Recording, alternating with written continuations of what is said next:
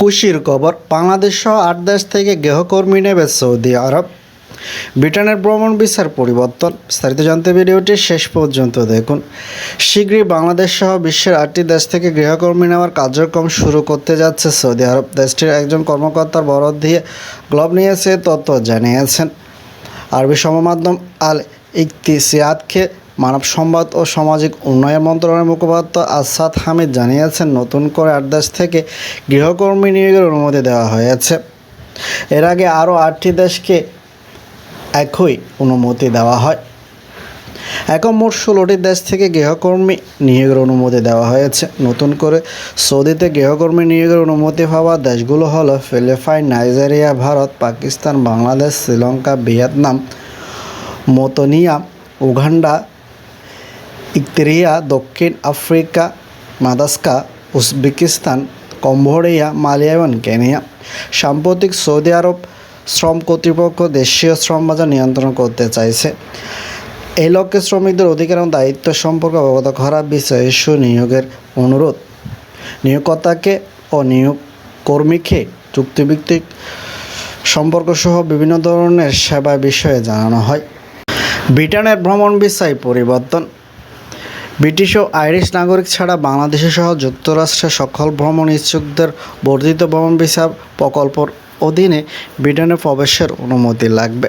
দেশটির স্বরাষ্ট্র মন্ত্রী এই ঘোষণা দিয়েছেন। হোম সেক্রেটারি ইভেন কোপার ঘোষণা দিয়েছেন, চলিত বছরের নভেম্বর থেকে শুরু করে কয়েকটি দেশের ভিজিটারদের ভিসা ছাড়াই যুক্তরাষ্ট্রে প্রবেশের জন্য ১০ পাউন্ড ফি দিতে হবে।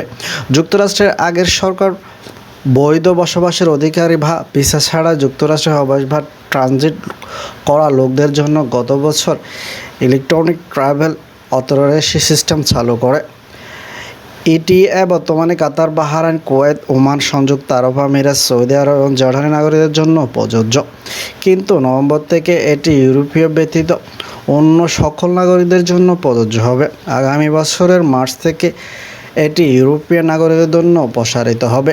লিখিত বিবৃতিতে মিসেস কুপার জানিয়েছেন, একবার সম্পূর্ণভাবে চালু হয়ে গেলে ইটিএ স্কিমটি অগ্রিম অনুমতিগুলো বর্তমান ব্যবধান বন্ধ করে দেবে। তাতে করে ব্রিটেনের যারা ভ্রমণ করছেন আমাদের কাছে তাদের সম্পর্কে একটি বিস্তৃত ধারণা থাকবে। মাইগ্রেশন এবং সিটিজেনশিপ মন্ত্রী সীমা বলেছেন, ভিজিট ইন্ডাকশন প্রতি বছর সীমান্ত দিয়ে ব্রিটেনে আসা লক্ষাধিক ভিজিটারদের জন্য একটি নতুন অভিজ্ঞতা তৈরি হবে। আমরা যুক্তরাজ্যের পর্যটককে আন্তরিকভাবে স্বাগত জানাই।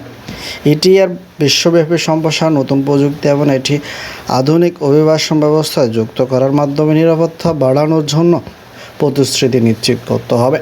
হোম অফিসে একজন মুখপাত্র বলেন, যুক্তরাজ্য সরকার গ্লোবাল এয়ারলাইন্স, মনিটাইম এবং রেল ক্যারিয়ার সাথে ঘনিষ্ঠভাবে কাজ করে যাচ্ছে, যারা আমাদের ভিজিটে প্রোগ্রামের সুষ্ঠুভাবে বাস্তবায়ন নিশ্চিত করার জন্য অত্যন্ত গুরুত্বপূর্ণ। উল্লেখ্য, নতুন নিয়মের কারণে জর্ডানের নাগরিকরা আর ইটিএ নিয়ে যুক্তরাজ্যে ভ্রমণ করতে পারবে না।